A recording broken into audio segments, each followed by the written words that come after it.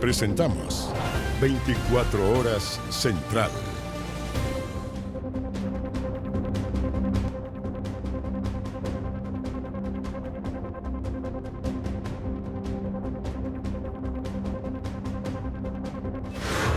Ahora. Buenas noches, bienvenidos a las noticias. Vamos a estar dentro de los próximos minutos con los detalles de este peligroso delincuente que estaba en Chile con una identidad falsa. Pero antes nos trasladamos a la calle con Jan Giachetti. Claro, porque el empresario Iván Martínez, quien es conocido por la funeraria que lleva su nombre, fue detenido esta tarde por trasladar armamento de fuego sin cumplir los protocolos. Jan, buenas noches. Hola Constanza, Iván, buenas noches. Efectivamente, él cometió una infracción administrativa a la ley de armas. Dejó a la vista en su auto una pistola que, claro, él cuando llega al Mall Quilín, donde fue detenido, llega en su vehículo para hacer una serie de trámites, se baja del auto y luego entra hasta ese recinto comercial y los guardias de seguridad se dan cuenta de que, claro, el armamento estaba a la vista al interior de este vehículo. Rápidamente llaman a Carabineros y ahí Carabineros toma a cargo del procedimiento y rápidamente a través de la patente identifican al dueño de este vehículo. Es el empresario también influencer Iván Martínez. Cuando llega el auto, ahí le dicen que efectivamente eso que él cometió de dejar esta pistola a la vista era una infracción administrativa a la ley de armas y por eso él es detenido. De hecho, aportó toda la información a Carabineros y los acompañó hasta la 43 comisaría de Peñalolén, donde nosotros nos encontramos ahora, y la Fiscalía de Fragrancia ha señalado que dentro de los próximos minutos va a quedar en libertad, pero apercibido a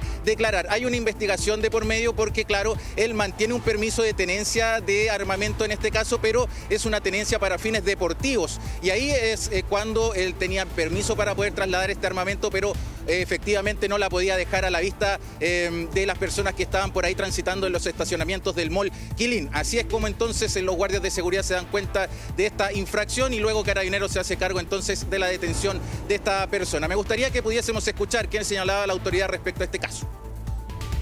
La persona colaboró con la detención y en cuanto al armamento, en cuanto a la documentación, se encontraba completamente al día. Al igual que la persona que en este caso pasó en calidad de detenido, no mantenía ningún antecedente pendiente. La persona efectivamente mantiene autorización para ser propietario de un armamento. Existen ciertos protocolos respecto al traslado y respecto a la tenencia de este armamento, los cuales no fueron cumplidos por esta persona, por lo tanto pasó en calidad de detenido. Ya por lo que explica el oficial, evidentemente acá hay una infracción a la ley de armas, porque de acuerdo a lo que tú nos comentas, este empresario sí tenía el permiso para porte del arma al estar inscrito en un club deportivo. Pero la ley dice, y me gustaría que tú nos especificaras si eso es lo que se está investigando, la ley dice que cuando él va a transportarla desde el domicilio hasta el lugar donde, por ejemplo, practica tiro, vamos a decir que ese fuera el fin deportivo, tiene que estar guardada en su funda, sin cargar, sin estar preparada, y al dejarla a la vista, ahí está la evidente infracción. Exacto, eso es lo que se está investigando, por qué lo dejó a la vista también, si es que estaba descargada o no este armamento. Lo que también ha causado muchas dudas es por qué finalmente la trasladaba en uno de los asientos cuando eventualmente lo podría haber hecho en la guantera y claro que pudo haber generado una situación mucho más de cautela ahí al interior del Mall Quilín en la comuna de Macul, porque claro, las personas que pasaban por el sector se daban cuenta efectivamente de que se trataba de una pistola. Hasta el momento, o al menos cuando las personas vieron ese armamento, no sabían si era de fantasía o era real, y cuando llega Carabineros confirman efectivamente que se trataba de un arma de fuego, es decir, un arma real. Pero claro, todo esto está en medio de una investigación que la tiene la Fiscalía de Fragrancia, pero que todavía falta mucho o paño que cortar en medio de todo este caso que está en pleno desarrollo, porque finalmente lo que se busca es saber finalmente en qué condiciones se encuentra ese armamento que está incautado. Bien, Jan, quedamos atentos a la evolución de este caso. Buenas noches, muchas gracias. Ahora. La Corte Suprema rechazó por unanimidad la solicitud de remoción contra el fiscal Patricio Cooper. Claro, el persecutor se va a mantener en el cargo de fiscal regional de Coquimbo. Vamos a ir de inmediato con Poirot Escobedo, quien tiene más detalles. Poirot, ¿qué tal? Buenas noches.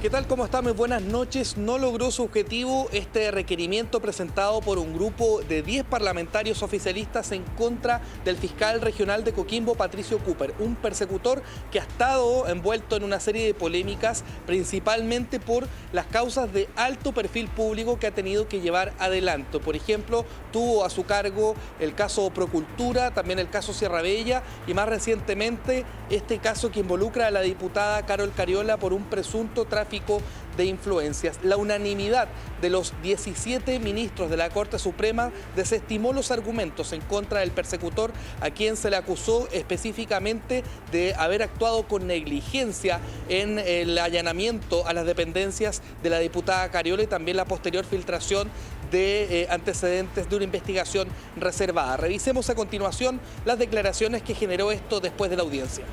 Quedamos muy satisfechos con la resolución, creemos que se hizo justicia, la República puede quedar tranquila de que este es un tribunal de derecho donde la política no ingresa, sino que se resuelve en función del mérito de las pruebas presentadas.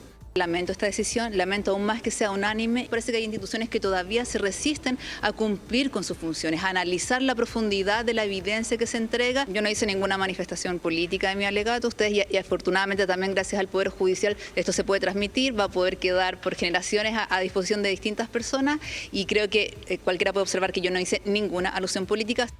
Fue una audiencia que tomó toda la tarde y con largos 40 minutos de revisión de los alegatos, finalmente se desestima este requerimiento que había sido presentado el pasado 24 de marzo. Pero hay que apuntar algo, existen algunas prevenciones que se estamparán en la decisión que será puesta en conocimiento de los intervinientes cuando se conozca finalmente el contenido de esta resolución. Poirot Escobedo con la información. Buenas noches, gracias. Entregar el primer celular antes de los 13 años puede afectar seriamente la salud mental de los niños. Un estudio global reveló que mientras más temprano se accede al smartphone, aumentan los riesgos de angustia, pensamientos suicidas y pérdida de la autoestima. ¿A qué edad, por ejemplo, tú estarías de acuerdo con entregarle el primer celular a tu hija o hijo? La verdad es que no tengo una edad como definida. Me gustaría postergarlo lo que más se pueda. El estudio más grande de su tipo realizado por Global Mind Project analizó a 100.000 jóvenes de entre 18 y 24 años. Su principal hallazgo es claro: mientras más temprano se entrega un celular, peor es la salud mental en la adultez. El celular hace que se queden ensimismados en este aparato que todos usamos y que por tanto no jueguen tanto, no interactúen. Que no permite el desarrollo de la creatividad y como de las herramientas que se supone te tienen que entregar un colegio. Se distrae mucho el niño. El puntaje MHQ, una media que evalúa bienestar emocional, cognitivo y social, cae de 30 puntos cuando el primer celular se entrega a los 13 años a apenas 1 punto si se recibe a los 5. Altera el modo como nosotros vamos procesando la información del entorno. Y dentro de eso también la información social. Se pierde cierta capacidad para captar las claves que nos da el otro. Y eso a su vez entonces empieza a producir una suerte de torpeza relacional a lo largo del desarrollo. Las cifras más alarmantes apuntan a los pensamientos suicidas. En mujeres que recibieron su primer celular a los 5 o 6 años, el 48% declara haberlos tenido. En cambio, si lo recibieron a los 13, esa cifra baja a un 28%. En hombres pasa del 31 al 20%. Cuando los niños reciben de manera temprana los teléfonos celulares, se ve afectada la autoestima, o sea, la percepción positiva sobre uno mismo. Y eso tiene un impacto muy grande en el bienestar personal. Eso termina influyendo también en cómo percibimos el sentido de la vida. Los principales factores que vinculan el uso temprano del smartphone con problemas de salud mental son la edad de acceso a redes sociales con un 40%, seguido de malas relaciones familiares, el sueño interrumpido y el ciberacoso.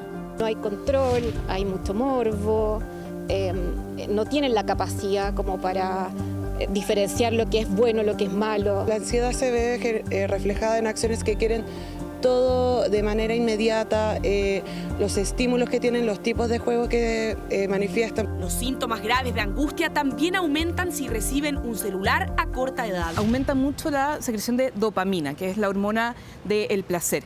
Entonces, cuando tenemos esa secreción de dopamina ligada al uso de las pantallas, tenemos finalmente un tipo como de adicción. Entonces, cuando quitamos la pantalla, aumenta la angustia. Expertos advierten que si la tendencia actual continúa, casi un tercio de la próxima generación podría presentar pensamientos suicidas, agresividad o desconexión de la realidad. Esto produce una división, por así decirlo, donde en una parte estoy en un mundo digital, donde puedo ser extremadamente agresivo, incluso violento. En otra parte estoy en un mundo tangible donde nada de eso ha ocurrido. Esa división, si se transforma en un patrón, produce efectos tremendos en términos de cómo yo comprendo las relaciones y cómo cultivo las relaciones humanas. Por eso, restringir el uso de smartphones y redes sociales antes de los 13 años, según el estudio, podría reducir esos síntomas en un 20% y mejorar la resiliencia emocional y la autoconfianza. Mucha psicoeducación que se considera a los padres en este proceso, los métodos de control de que las personas en verdad no se metan a eso sean mucho más altos. No hay que pensar que este es un asunto simple de libertades. Este es un problema de crianza, es un problema de salud, es un problema de educación y es un problema de políticas públicas.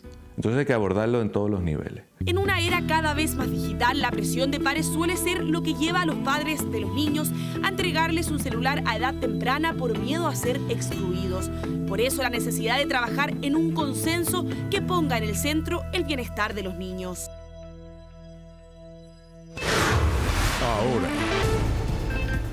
¿Cómo están? Vamos con una noticia internacional de último minuto, porque después de un juicio que duró toda la jornada de este lunes, hace pocos minutos, el expresidente colombiano Álvaro Uribe, mandatario entre el año 2002 y 2010, fue declarado culpable de fraude procesal y soborno en la actuación penal. Sin embargo, fue absuelto del cargo de soborno a testigos. Después de 11 años desde que se inició el proceso penal contra el exmandatario colombiano, la justicia decidió condenarlo en un hecho histórico, ya que es el primer expresidente colombiano en ser condenado penalmente. Uribe, de 73 años, podría enfrentar una pena de entre 6 a 12 años de prisión, pero por su edad puede solicitar la prisión domiciliaria. Ahora, la defensa del exmandatario tiene solo 5 días hábiles para presentar la apelación y el Tribunal Superior de Bogotá será el que definirá si se confirma la decisión o la revoca. Iván y Connie siguen con más informaciones. Claro que sí, Fernanda. Vamos atentos, por supuesto, a la situación del presidente colombiano, pero además le contamos y le recordamos que a partir de las 21 horas Televisión Nacional de Chile está autorizada para transmitir programas para mayores de 18 años. Bueno, y se lo adelantábamos en titulares. Ahí está uno de los líderes del Tren de Aragua, está en nuestro país. No recién, ha estado durante más de un año recluido en la cárcel de Valparaíso, identificado con un nombre y un DNI falsos. Claro, este lunes la Fiscalía y la PDI anunciaron que en realidad es parte de la cúpula de la organización criminal, uno de los nombres más buscados en el continente y que cuenta además con una serie de delitos como extorsión, terrorismo y homicidio.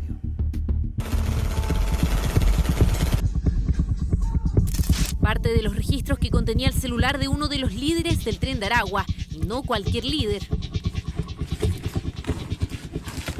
Droga, armas de fuego, incluso lo que parece ser una granada. Ostentaba su poder, uno que lo hacía destacar entre los criminales más temidos del continente. Él operaba en nuestro país y nadie lo sabía. Diciembre de 2023. En esa fecha es detenido un hombre que dijo llamarse Junior Daniel Castillo Betancourt en la región de Valparaíso por el delito de microtráfico de drogas. Fue detectado en flagrancia y desde entonces permanece en la cárcel de la ciudad. Nadie cuestionó su palabra, hasta ahora que la PDI posó sus ojos en él. Que es imputado y posteriormente condenado este sujeto. Su identidad no era real, logró engañar a todo el sistema. El sujeto que estaba en Valparaíso tenía una identidad falsa, donde cambiaba su segundo nombre, 2 dígitos de su DNI y alguna letra de su segundo apellido. Su verdadero nombre, Junior Misael Castillo Betancourt, apodado Junior Enano. Su verdadera historia, uno de los cabecillas del Tren de Aragua, escapó de la cárcel Tocorón en Venezuela en el 2022.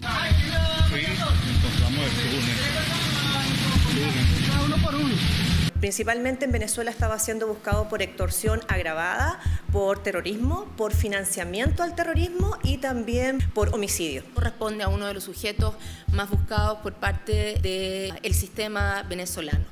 Parte de los llamados papas de esta organización criminal por su jerarquía en la cúpula. Que tiene que ver con una nomenclatura asociada a la jerarquía que utilizan.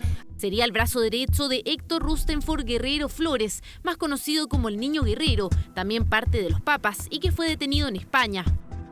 La alerta saltó cuando detuvieron al hermano del Niño Guerrero también en España. En ese momento Venezuela entregó un listado de los prófugos. Ahí estaba el nombre de Castillo. Es parte de los 17 que Venezuela indica como la cúpula y la plana mayor del Tren de Aragua. No es solo parte de integrantes de alguna de las facciones, sino que de toda la estructura jerárquica. En este caso fue más que nada la iniciativa de la Policía de Investigaciones de Chile la que finalmente logró cruzar con información que se tenía desde Interpol. Hecho que ocurre a solo una semana de que la Fiscalía Nacional hiciera este llamado tras la liberación del sicario del Rey de Meix.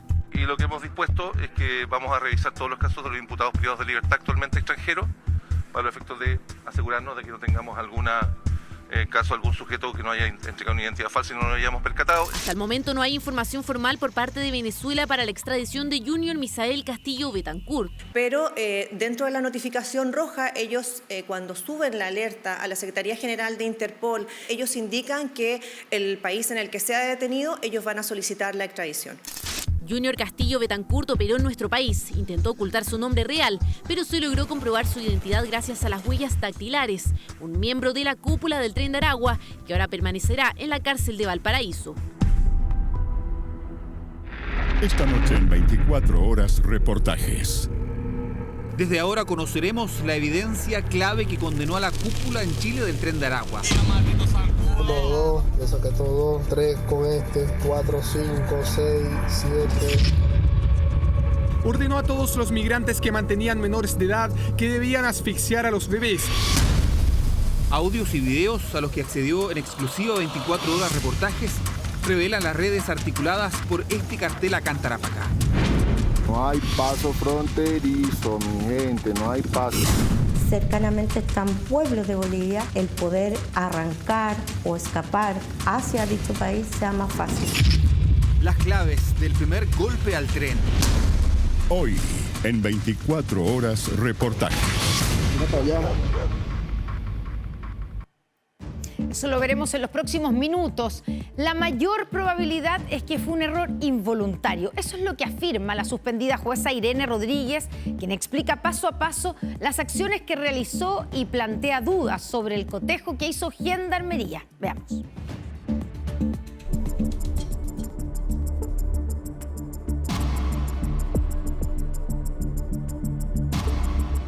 Esta historia comienza el 9 de julio del 2025. La jueza Irene Rodríguez, a las 20:17, ordena la prisión preventiva del sicario. Sin embargo, el documento tiene un problema. Le falta una letra al apellido.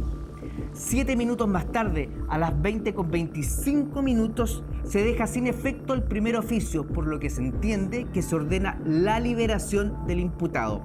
3 minutos más tarde, es decir, a las 20:28, todos los antecedentes son corregidos, se arregla el apellido y se ordena nuevamente la prisión preventiva. La vida de la jueza Irene Rodríguez dio un giro brutal hace 15 días. Asediada en su casa, suspendida del Poder Judicial y con su prestigio profundamente dañado. Este lunes detalló minuto a minuto los pormenores que terminaron con la libertad de un sicario que no se llamaba como creíamos. La detención del imputado como autor intelectual del homicidio del llamado Rey de Meix y entre medio el animador Francisco Kaminsky, interrogado como testigo. Cuestionada nacionalmente, internacionalmente, por supuesto que tengo un daño. Es un gran daño, pero yo tengo toda la esperanza que al final de este proceso, de esta investigación y la resolución, para mí sea una anécdota amarguísima que me voy a acordar toda mi vida. ¿Corrupción en el Poder Judicial y Gendarmería o una cadena de errores como nunca antes se vio en el sistema? Si hubiera existido un buen cotejo en Gendarmería, esto no habría pasado. Si hubiera existido una llamada para aclarar la duda, esto no habría pasado. Ellos llaman por todo. Ellos llaman porque falta un acento en Martínez. Ellos llaman por todo el tribunal. Aquel 9 de julio la jueza escuchó los cargos, decretó prisión preventiva para los 3 sicarios, firmó 3 órdenes de ingreso en 11 minutos y desató la confusión. La clave está, hay un código en el teléfono mío que es, ¿cómo se dice? Real, que va cambiando como un bypass, como un PIS, que va cambiando cada cierto minuto. ¿Usted firmó entonces la donde se arreglaba el nombre y se dejaba sin efecto la prisión preventiva? Por supuesto. ¿Cuándo se entera usted que una persona salió de la cárcel? 10 años atrás. Cuando me entero, esperen un poquito. Cuando me entero, el día lunes en la noche me llaman para avisarme. El día 14. Claro. Ahí le informa quién. ¿Quién le dice? Una colega que estaba de turno de teléfono en ese momento. Fue la cabo de Gendarmería quien se llevó físicamente los 3 oficios. Ella llegó a Santiago 1 con los 3 oficios. ¿De los 3 imputados? De los 3 imputados, orden de ingreso. 828. No hay ni un otro oficio posterior, ni al otro día, ni en la madrugada, ni hasta el día de hoy que yo haya firmado con fecha posterior. Al otro día, 2 emails fueron remitidos desde el 8º tribunal. El error es enviar el mail. Desarrolle. El error. Dígalo usted. El error fue eso, claro. ¿Quién envía los administrativamente hubo ese error. ¿Es una persona? Un funcionario. No, ella no lo envió. No lo envió. Ella no lo envió. La jueza y la funcionaria que redactó el documento terminaron suspendidas por 1 mes. Estoy muy conforme, es una medida totalmente razonable. El fundamento es para una mejor investigación y para un buen funcionamiento del tribunal. Osmar, que en realidad se llamaba Alberto Mejía, salió antes de que se destapara el escándalo del país. Días más tarde caería el imputado como autor intelectual, Wilson Verdugo, el mismo que fue al funeral de la víctima, consoló a la viuda y le habría pagado a los sicarios para asesinar a quien se suponía era su amigo. Para mí, la mayor probabilidad es que fue un error involuntario. O sea, esa para mí es la mayor probabilidad. Un caso que remeció los protocolos del Poder Judicial, menoscabó su credibilidad y magulló su inmaculado prestigio. Por eso, la Corte Suprema busca hacer mejoras en los protocolos. Bueno, como no se había visto hasta ahora en esta campaña, Evelyn Matei criticó con todo a los republicanos y en particular a José Antonio Kast. La candidata de Chile Vamos insistió en que en su contra hay una campaña sucia. Habló de cuchillos en la espalda, de grupos de matones y puso en duda su respaldo a Kast si este pasa a segunda vuelta. La atención es total e incluso se presentarán acciones judiciales. Los republicanos me han tratado como enemiga. Me han tratado de destruir. Apuntó con todo y el blanco fue José Antonio Kast y su partido, el Republicano. Y fue por un tema que parecía zanjado. Matei en esta jornada no se guardó nada y pasó a la ofensiva en una entrevista radial y en una actividad en Paine, subiendo el tono tras denunciar hace algunos días una campaña asquerosa en su contra digitada en redes sociales por adherentes de Kast que el Republicano en un punto de prensa descartó tajantemente. Miré a José Antonio cuando la estaba dando y yo creo que estaba incómodo porque sabía que no estaba diciendo la verdad. Matei está segura que esta es una campaña orquestada que busca mostrarla titubeante y, según ella, enferma en redes sociales. Conflicto al rojo que solo complica aún más la posibilidad de un mínimo acuerdo con el Partido Republicano. Es bien difícil, ¿no es cierto?, hacer alianzas con alguien que sonríe en la foto y te cuchilla por la espalda. ¿Vamos a aceptar que un grupo de matones haga política de esta manera? ¿Vamos a aceptar que un grupo de matones destruya a personas y a candidaturas con mentiras? Por todo esto, Matei anunció una posible querella de su parte, la que podría sumarse a la que sí presentarán 5 senadores de Renovación Nacional, en contra de quienes resulten responsables de una supuesta campaña de desinformación. Habíamos entendido que se había superado el impasse puntual cuando ella acepta las disculpas de una persona que claramente cometió un error. Si algún candidato quiere interponer algún recurso, que lo haga. Kast no respondió al calificativo de grupo de matones y mantuvo la estrategia de poner paños fríos y no entrar en conflictos. Una ofensiva en contra del republicano explicitada a solo horas que se diera a conocer la última encuesta CADEM, la que es encabezada por Kass, quien es seguido de cerca por Janet Jara. En tercer puesto, a 16 puntos del líder, se ubicó Matei. La pregunta es cuánto influyeron estos números en la estrategia y cuánto afectará este conflicto en las negociaciones entre las derechas por los llamados pactos por omisión. Entiendo que esta semana ya se formaliza las conversaciones ya presenciales junto a los representantes de Chile Vamos, y obviamente que cuando existen ruidos de esta manera que obran muy en contra de la unidad, se complejiza. Hacemos un llamado a la reflexión al Partido Republicano por negarse nuevamente a la lista de unidad que nos permite, y es la única forma que nos permite tener la mayoría en la Cámara de Diputados para poder llevar adelante las ideas nuestras. Negociación que sumó otro componente que no a todos en Chile Vamos gustó, porque Matei en su ofensiva puso en duda su apoyo a Kass si es que el republicano es el candidato que pasa a segunda vuelta. ¿Suscribe el compromiso de apoyar en segunda vuelta a José Antonio Kass ahora si es que él pasa a segunda vuelta? Yo no creo que él pase a segunda vuelta. Yo voy a hacer todo lo posible por pasar yo. Cualquier candidato de oposición que pase a la segunda vuelta va a contar con nuestro respaldo. Incluyo dentro de esos candidatos de oposición al candidato Parisi, al candidato Kaiser y a la candidata Matei. Friccionar la campaña es el concepto que se escucha en el comando de Matei para definir la estrategia. Y si hace solo días ya se enfrentó con Janet Jara por la creación de empleos, ahora el blanco fue Kass. La idea es tomar mayor protagonismo para en el corto plazo acortar distancia en las encuestas, cuando restan 111 días para la elección presidencial. Con más de 6.000 millones de pesos se escapó un grupo indeterminado de delincuentes que robó un banco en pleno centro de Valparaíso. Utilizando el método del oxicorte, hicieron un forado para ingresar a una bóveda que contenía el cuantioso botín. Los ladrones ingresaron a través de un edificio colindante que estaba deshabitado.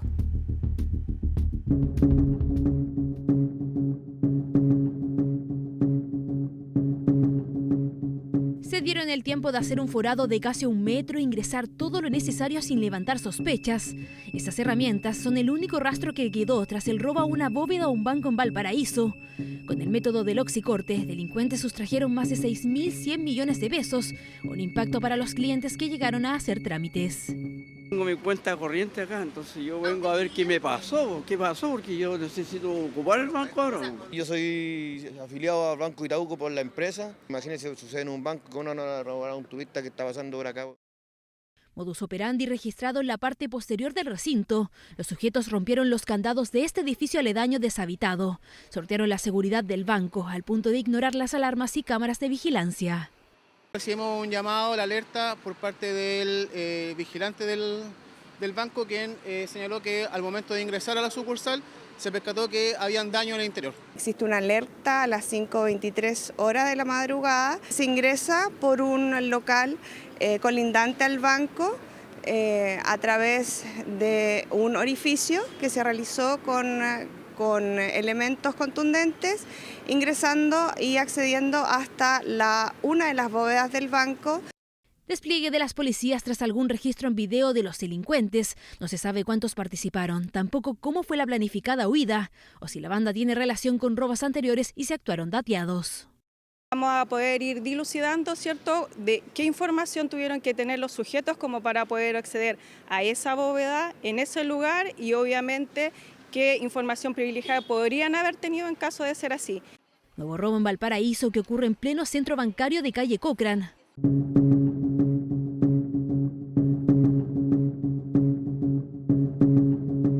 Tampoco es el primero. En marzo de este año, delincuentes sustrajeron 150 millones de pesos de una sucursal de Banco Estado a 2 cuadras del reciente robo. La diferencia es que esa vez la violencia marcó el hecho. Hasta con disparos y miguelitos se escaparon de la policía. No solo son los bancos, la tienda París de Avenida Argentina también fue víctima de un asalto en sus dependencias. Cada vez los grupos organizados apuntan a grandes cadenas para perpetrar robos con violencia. Espanto, pues ya cada día la delincuencia ya se tomó todo. No, varias veces ya el Banco Estado igual, pues. Es que aquí la cosa está tan mala ya. Que estos grupos estudian totalmente el lugar, día y hora para efectuar sus crímenes. Son personas avesadas, provenidas de armas de fuego, sin miedo a utilizarlas en contra de terceras personas inocentes. Ilícitos que ponen en jaque el cumplimiento de los protocolos de la seguridad por parte de diversas entidades. En este nuevo robo, el inmueble por el que entraron los delincuentes pertenecería al banco afectado. Estaba inutilizado y solo cerrado por persianas metálicas. Un banco con un lugar que tenga un sitio eriazo a su alrededor puede ser algo vulnerable, siempre pensando en la seguridad y en el acceso. Justamente respecto de cuál era el nivel de seguridad que tenía el banco, cuáles eran las alertas previas que había, cómo está funcionando el sistema de cámara, ahí actúa también el OS-10 de Carabineros. Millonario robo en pleno sector bancario de Valparaíso. Por ahora, la brigada de robo sigue con los procedimientos para dar con los involucrados en un nuevo ilícito que pone a los bancos como víctimas de los delincuentes. Dieron el pie para un departamento hace más de 6 años, pero ante el retraso en la entrega y la subida de las tasas de interés desistieron de la compra. Hicieron uso de su derecho a retracto, pero la inmobiliaria no les ha devuelto ni un solo peso. Son millones los dineros invertidos y los ejecutivos de la inmobiliaria Inverna ya no contestan ni los teléfonos. Edificio habitacional Locarno 085. Un proyecto vanguardista de Inverna Inmobiliaria. Yo he dado de pie 13 millones, casi 13 millones de 200 mil pesos. En mi caso fueron 9 millones y medio aprox. Fue poco más de 45 millones de pesos chilenos. 25 millones. Casi 18 millones los que tienen que devolver. No esperes más para obtener la calidad de vida que mereces.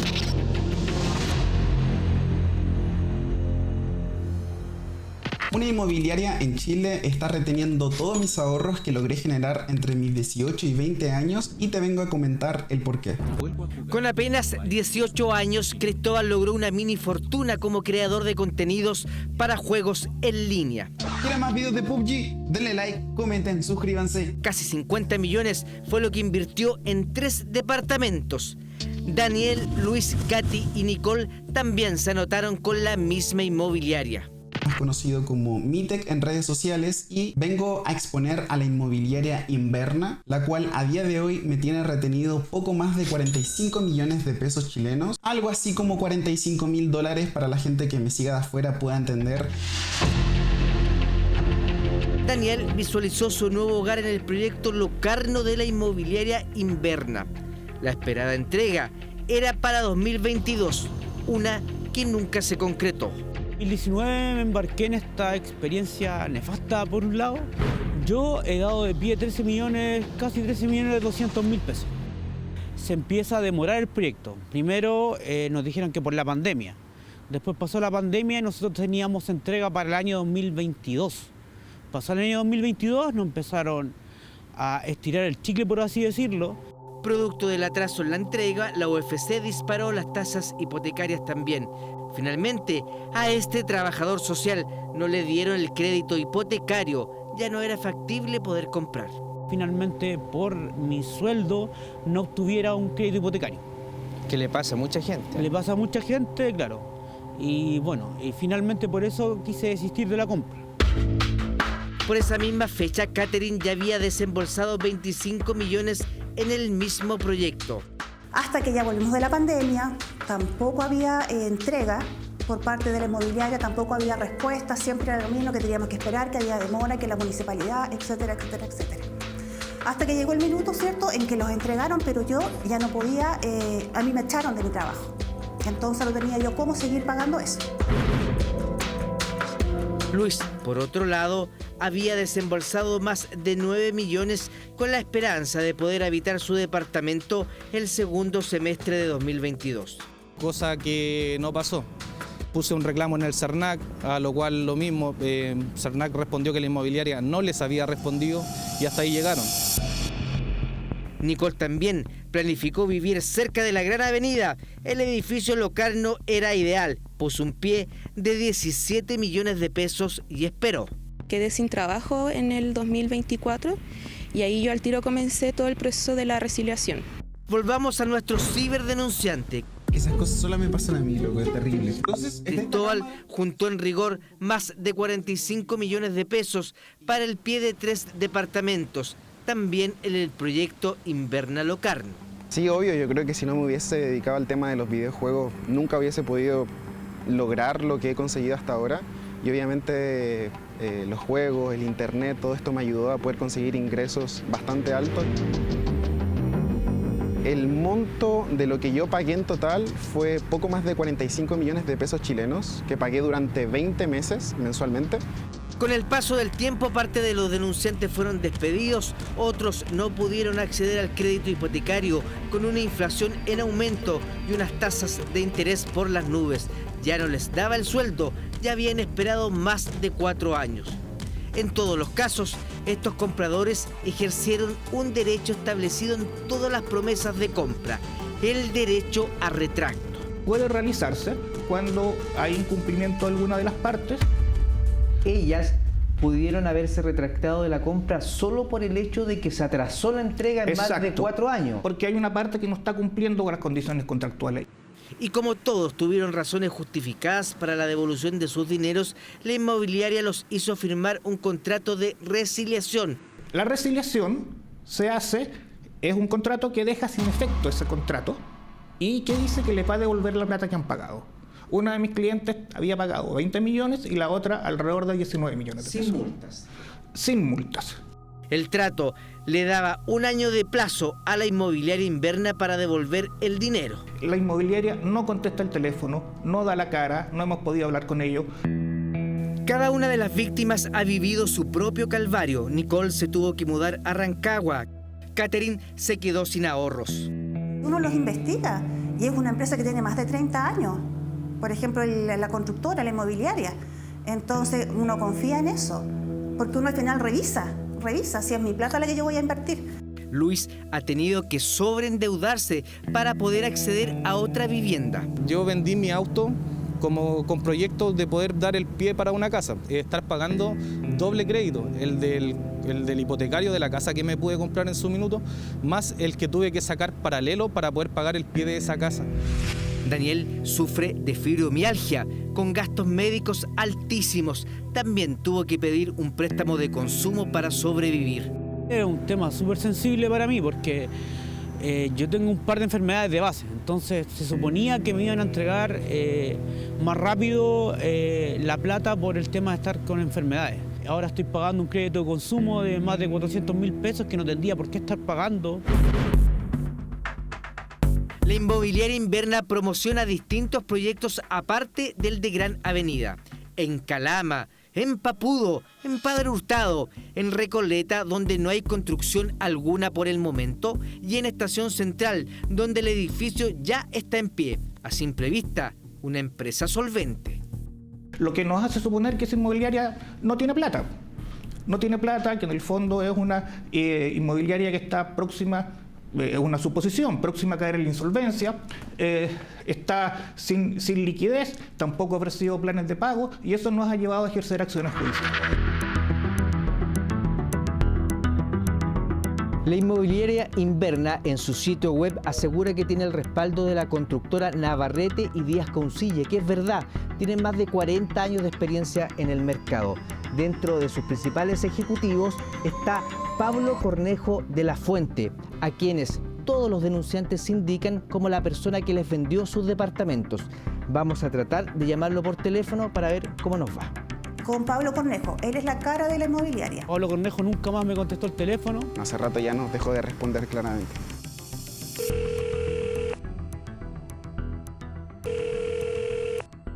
Le hemos mandado correo, hemos tratado de contactarlos por WhatsApp e incluso los hemos llamado a su celular sin obtener respuesta. Ahora vamos a tratar de ir a la dirección en la que figura esta constructora.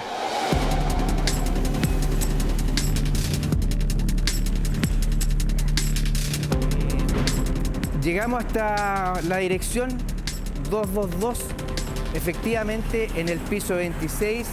Dicen que no existe la inmobiliaria Inverna, que hay otro negocio, pero hemos comprobado empíricamente porque nos ha llamado varias veces el conserje, un poco asustado por la cámara, y nos ha dicho en off que obviamente hay una instrucción de no dejar subir a las personas, así que ha sido imposible dar con ningún tipo de ejecutivo de Inverna o conversar con alguien de Inverna porque uno llega a esta recepción y de ahí arriba no se puede entrar al edificio. Yo fui a la inmobiliaria, que tampoco te dejan entrar, así que yo tuve que decir que iba a otro piso, y así pude entrar, y ahí me recibieron, porque no tenían la opción, si yo ya estaba ahí. Todos los demandantes nos hicieron llegar depósitos, firmas de contratos, certificados de pago de los millones requeridos, pero la inmobiliaria ni siquiera les contesta los correos. Cuestión que no se me devolvió nada. Mi tema de salud ha ido empeorando. Pero en lo emocional, como te digo, es la inseguridad, la tristeza, la rabia, frustración. Yo le escribo a ellos todos los días, y no tengo ninguna respuesta. O sea, las inmobiliarias tienen todas las de ganar.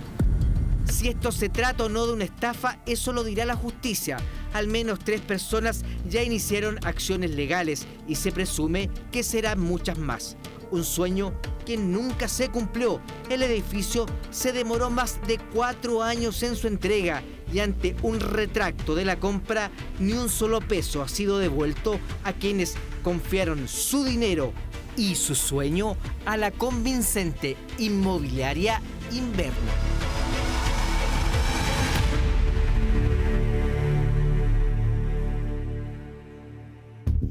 Habrá que ver cómo se resuelve esto en la justicia, pero sería bueno que la inmobiliaria diera la cara. Vamos a otro tema. Amenazas, torturas y exigencias de millones por la vida de una persona. El secuestro ya no es una rareza en Chile. El último reporte de la Fiscalía Nacional muestra que en 2024 se registró la cifra más alta en una década. Claro, estamos hablando de 868 casos, muchos de ellos extorsivos y vinculados directamente a crimen organizado. La radiografía de un crimen que se volvió parte del mapa delictual chileno en la nota de Josefa Bustos y Michael Brearley. En los últimos 3 años, el secuestro dejó de ser una excepción. Con más de 800 casos por año, este delito ya es parte del mapa criminal en Chile. Los tomaron y lo ingresaron a un domicilio, ya donde lo tuvieron secuestrados, siendo sometidas a torturas, a agresiones. El de La Serena es uno de los casos más recientes. 2 hombres y una mujer secuestrados en el sector de La Varilla. Ella logró huir y denunciar, así quedó al descubierto cómo operaba la banda de secuestradores en este inmueble, denominado como Casa de Tortura. Utilizando también los secuestradores una motosierra, en la cual le manifestaban que lo iban a cortar si ellos no pagaban la suma de 40 millones de pesos.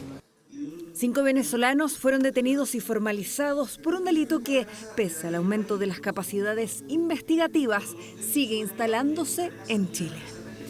¿Cuántas horas estuviste secuestrado por estos delincuentes? Fueron como 48 horas, casi 2 días. Sacó dedo por dedo, diente por diente, corriente. En 2024, Chile registra la cifra más alta de secuestros en una década, con 868 casos. Pero ¿cómo llegamos hasta acá? El 2022 marcó un punto de inflexión en la historia de este delito en Chile. De los 492 casos registrados en 2021, al año siguiente la cifra crece a 826. Por sí, no hay una relación entre delincuencia y migración. Sin embargo, cuando el flujo migratorio es desordenado y es ilegal, como está actualmente en Chile y como principalmente pospandemia, lo que sucede es que entra cualquier persona a los países y dentro de esas personas hay un porcentaje que traen nuevas formas criminales y que se instalaron en el país. Y eso que crecía de manera incipiente echó raíces. Ahí la explicación a las cifras que hoy revela Fiscalía Nacional y que encienden las alertas. Se ve consolidando de forma bastante importante cambios en las formas comisivas. Así como el 2022 dijimos que la forma más prevalente eran las disputas familiares o domésticas, hoy es aquellos secuestros vinculados al crimen organizado los que están tomando mayor prevalencia. Según el último reporte de Fiscalía Nacional, del total de secuestros de 2024, casi el 38% está vinculado al crimen organizado. La tipología que prevalece es el secuestro extorsivo, con un 21% de las causas. Estamos hablando de una organización criminal transnacional. Uno de los casos más emblemáticos fue el del empresario Rudy Basualdo en Rancagua, cuyos captores obligaron a autoridades, policías y fiscalía a entrar en negociaciones que antes eran infrecuentes. Porque detrás de esta actividad del secuestro extorsivo, lo que hay es un negocio ilícito de organizaciones criminales que lo que buscan es lucrar con eso.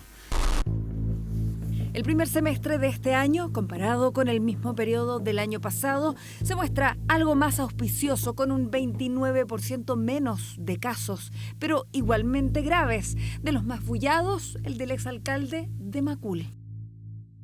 El trabajo de estos equipos especializados en homicidio y secuestro junto con, desde luego, las policías, que tienen un rol también relevante en este punto, han permitido detener y llevar ante la justicia a los autores de estos delitos, que son especialmente graves.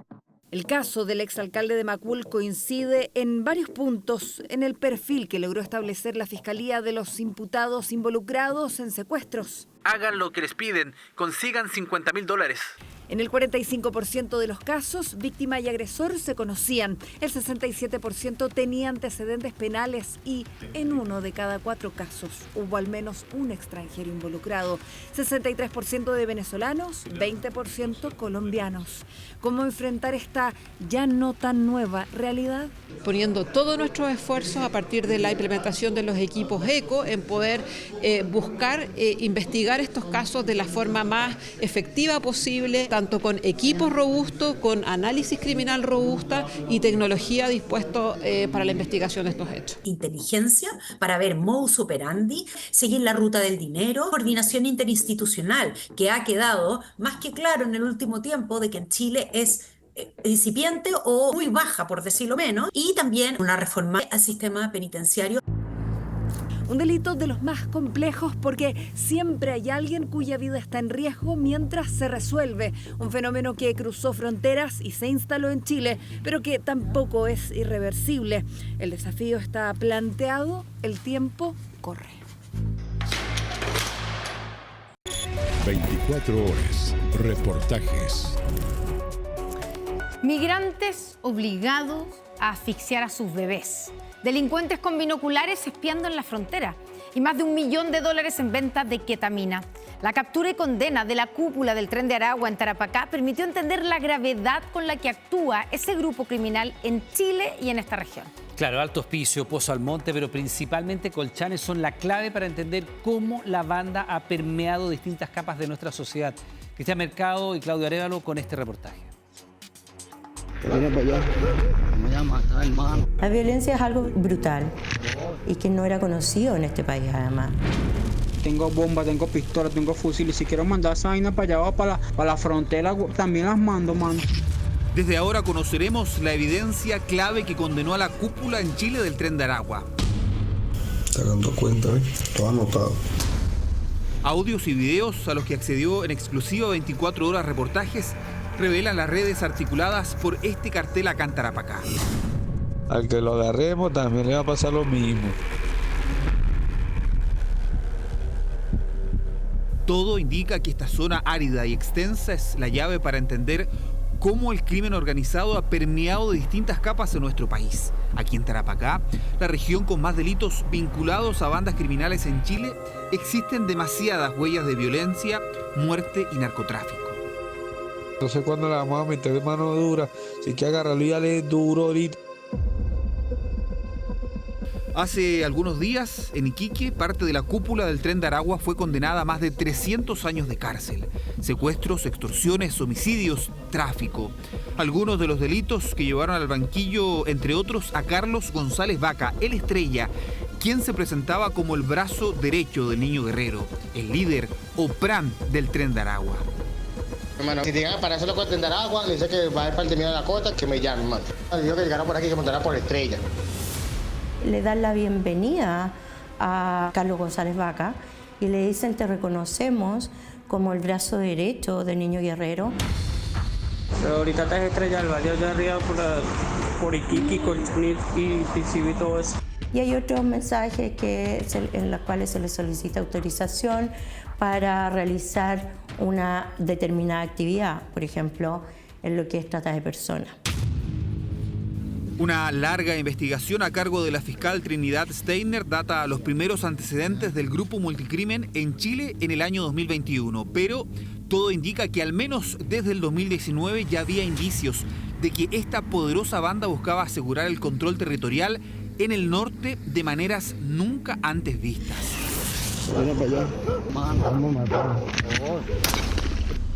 Capaces de todo, el desierto de la región de Tarapacá ha sido el escenario de los más crueles crímenes a cargo del tren. Dentro de los antecedentes se registraron videos de secuestros con mutilaciones y graves delitos contra quienes buscaban arrebatarles parte del mercado de la ketamina, la droga vinculada directamente al tren en nuestro país. La ketamina es un mercado criminal muy específico, rentable del Tren de Aragua. Cuando una organización criminal tiene un mercado ilícito rentable en un territorio definido, lo más probable es que elimine su competencia. De hecho, la investigación arroja que el Estrella habría facturado $1 millón por el tráfico de esta sustancia. Un motor para el negocio del tren, la ketamina significa todavía el control para estos venezolanos. De hecho, el crimen de un ciudadano colombiano en el 2022 que también vendía keta fue visado de esta manera por el Estrella. Ya vamos a finiquitar esa lírica. Suéltate. Bien hecho. Dejando claro que son capaces de todo para mantener el mercado de esta droga. En Chile ya llegó el primero que salió pasando ketamina, esos panas que están claros, bueno, el próximo que salga en Guaná, al que lo agarremos también le va a pasar lo mismo. La violencia es algo brutal y que no era conocido en este país además. Se cometían homicidios, no sé, en el año 2005 por lo menos 6 al año, según recuerdo, pero no eran con la brutalidad que se acostumbra en esta organización criminal. La lucha ha sido ardua para desbaratar una red prolífica y extensa.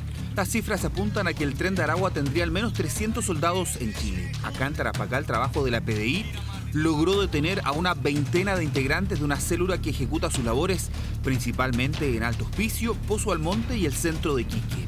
Pero es Colchane, un pueblo de apenas 1.700 habitantes, el inicio de las operaciones ilícitas de este cartel.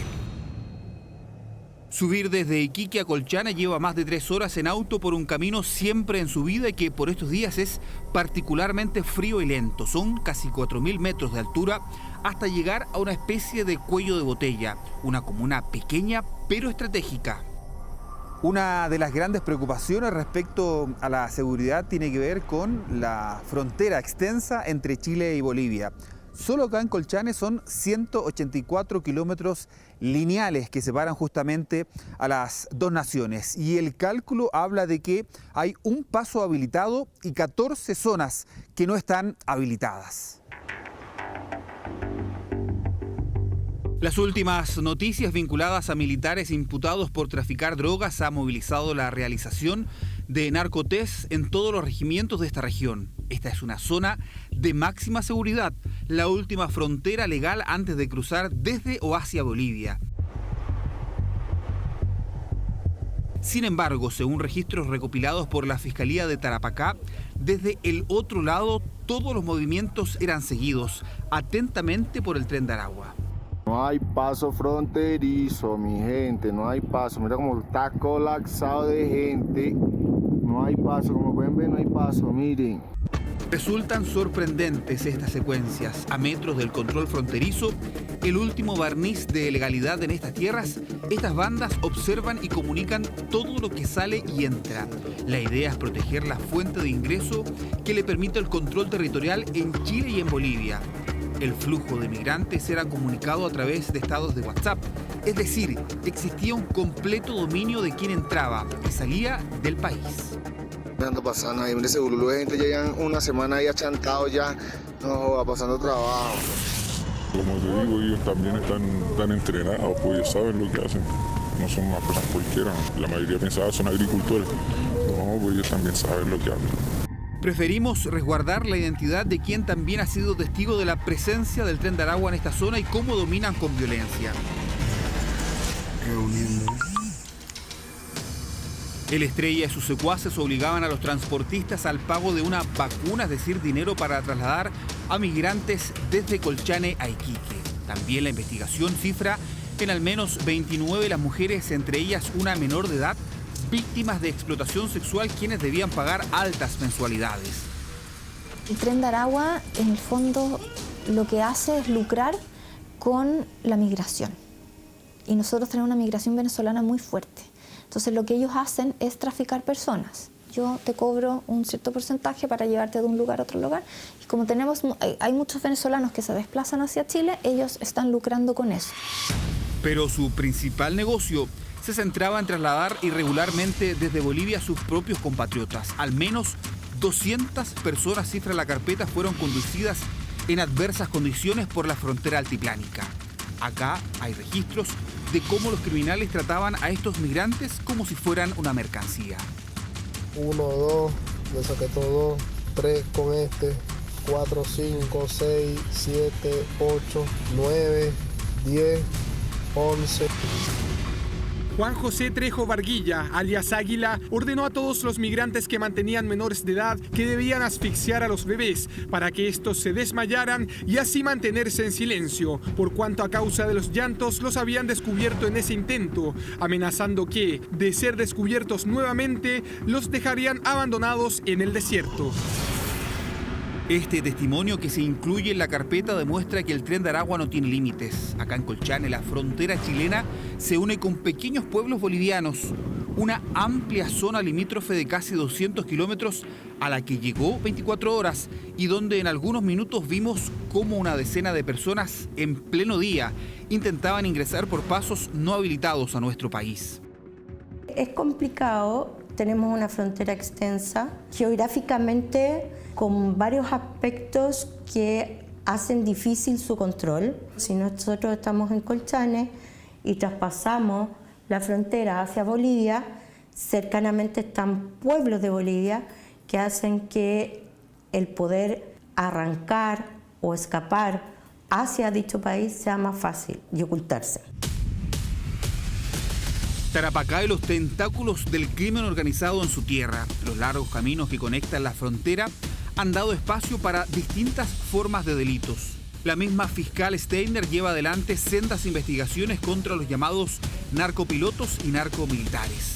Esta última reporta que en este campamento de Alto Hospicio se concentraban grandes cantidades de droga que transportaba un grupo de suboficiales del ejército que fue capturado en un trabajo de contrainteligencia. Movía las sustancias desde Bolivia utilizando su experiencia y un camuflaje logístico para llevar a cabo estos ilícitos. Siempre iba alguien de punta de lanza, luego estos automóviles con características importantes, con una estructura de ocultamiento de droga gruesa y por lo tanto claramente tenían una forma de comisión de este delito más elaborada que cualquier otra persona que anda caminando por el desierto, por ejemplo, con la droga para poder proceder al ingreso a Chile. Por lo tanto, había una organización en la comisión de este ilícito. No importa qué tan laxa o menos laxa sea esa institución, si es que la necesita ese grupo criminal. Si ese grupo criminal la necesita, siempre va a encontrar la forma de usarla, porque ellos son sumamente flexibles, tienen muchísimos recursos, realizan inteligencia potente, cosa que a nosotros como Estado nos falta, y todo eso se transforma en las capacidades que tienen para infiltrar esas instituciones. Iquique también es el destino de distintas rutas narco provenientes de lugares como Arica o Tacna. Así al menos lo grafica el testimonio de otro ex uniformado, esta vez de la FACH, que está imputado junto a otros ex funcionarios por el transporte de ketamina desde la capital de Tarapacá hasta Santiago a través de al menos 3 vuelos institucionales. En esa oportunidad, Villalonga me señaló que estaban listas las coordinaciones para que yo trasladara droga desde Iquique para Santiago, donde tenía que llegar hasta un punto donde me estaba esperando una camioneta tipo Zoom color negra. Al llegar, me subo atrás y uno al parecer era extranjero. El copiloto era chileno, quien se comunicaba de una forma flaite. No nos podemos olvidar que Tren de Aragua efectivamente es una organización criminal que trabaja mucho con ketamina, o el delito que realizaba más que el trabajo, era el tráfico ilícito de droga y en especial la ketamina. Siendo así las cosas, puede haber una conexión, pero es algo que tenemos que investigar. La larga sombra del crimen organizado se acrecienta preocupantemente en la región de Tarapacá. Colchane, Alto Hospicio, Pozo Almonte lidera las tasas de delitos vinculados a bandas criminales. Una frontera y una sociedad permeada en distintos niveles por estos grupos que dominan nuestro país con violencia, extorsiones y muerte.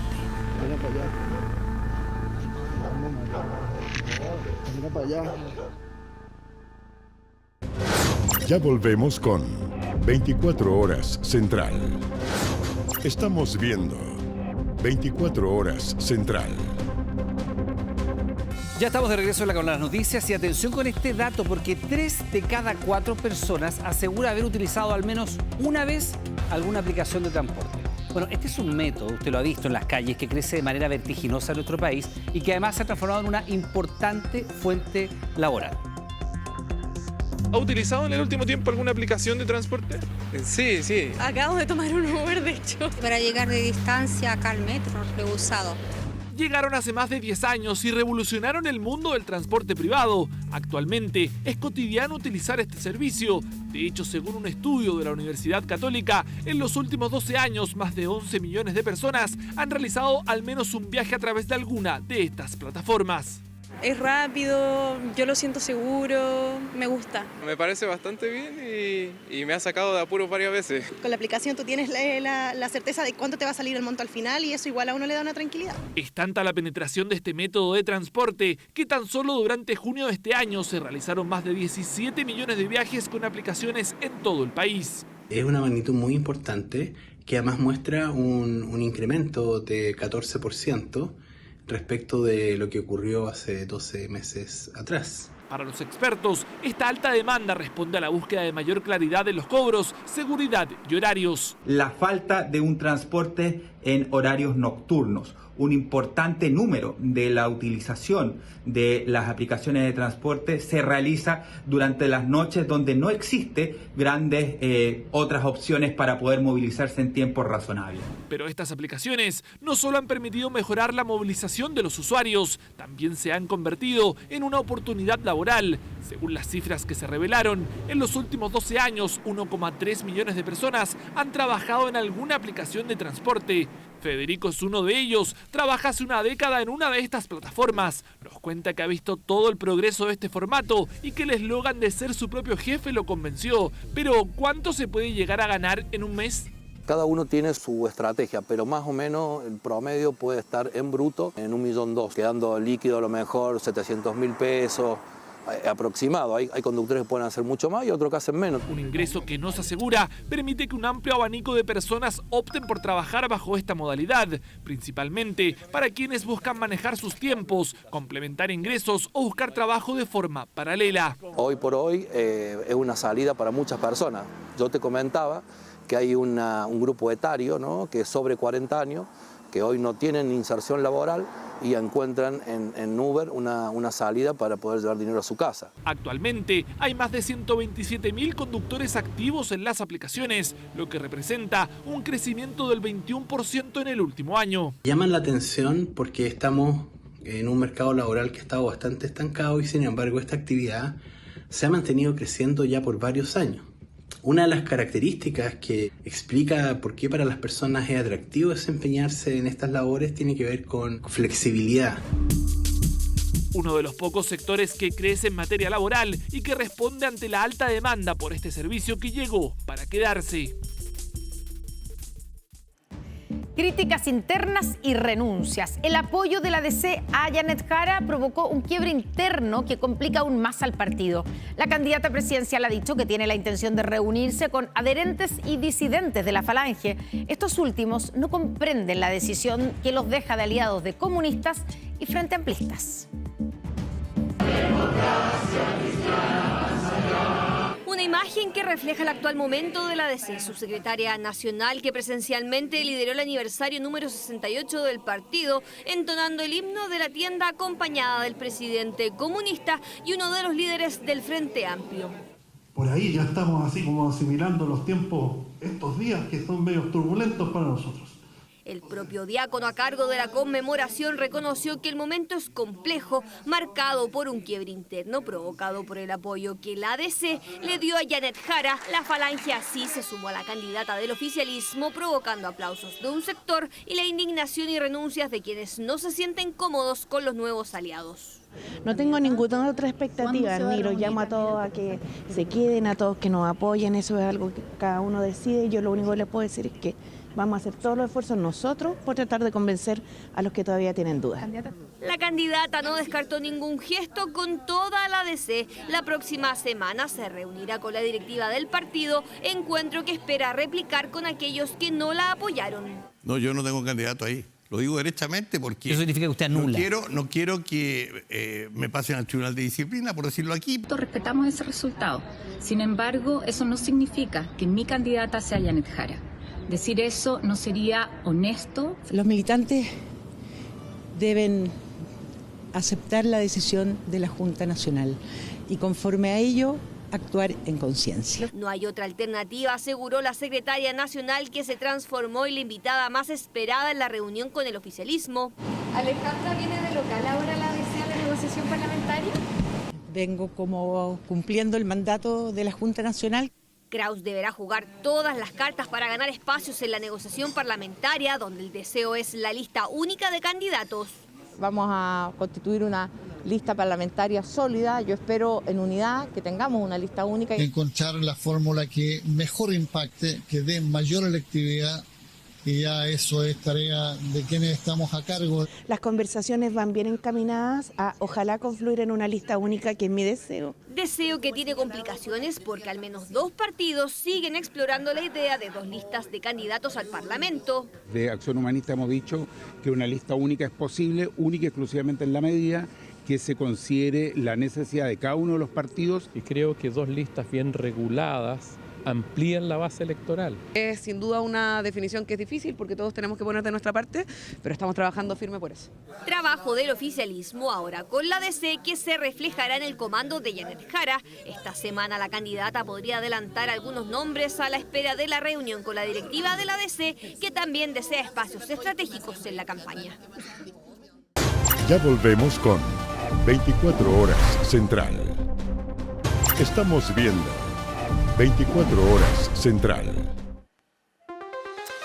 Estamos de vuelta en las noticias y comenzó la cuenta regresiva, porque este viernes comienzan a regir los aranceles que pretende imponer Donald Trump a diversas economías del mundo, incluyendo nuestro país.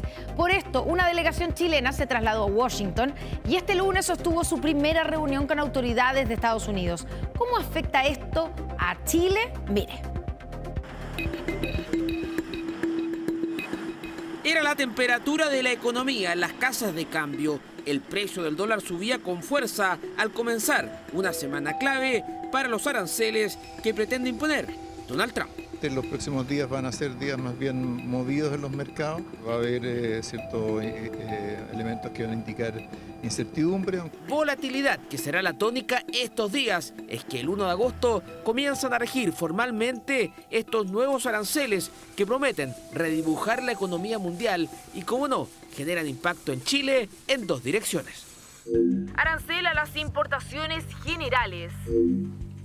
En un inicio, Donald Trump había hablado de un 10% de arancel a todos los envíos chilenos. Sin embargo, luego precisó que los países que no reciban notificación tendrían una tasa de entre 15 y 20%. Por ello, es que en Estado Nacional, el canciller Van Claveren planteó que el escenario menos malo sería quedar finalmente con ese 10%.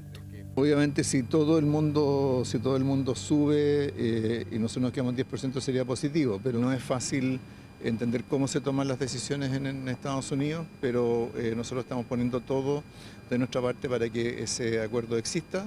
Con la idea de tener más precisiones, una delegación chilena, comandada por la subsecretaria de Relaciones Económicas Internacionales, Claudia Sangüesa, se trasladó hasta Washington a sostener negociaciones que son vistas como clave para diversos actores de la economía.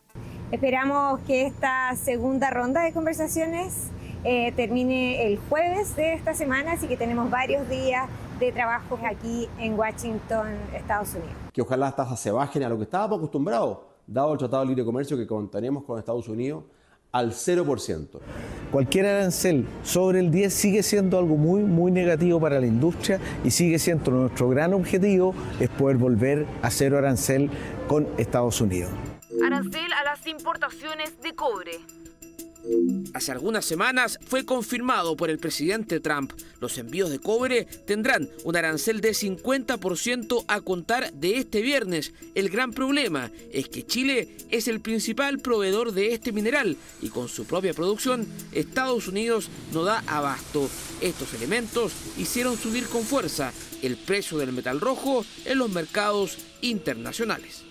Poner un arancel muy alto efectivamente frenaría la demanda o consumo interno que ellos necesitan para continuar, ¿cierto?, con el crecimiento que ellos esperan. Es bastante probable que todo el arancel se lo van a tener que pagar ellos.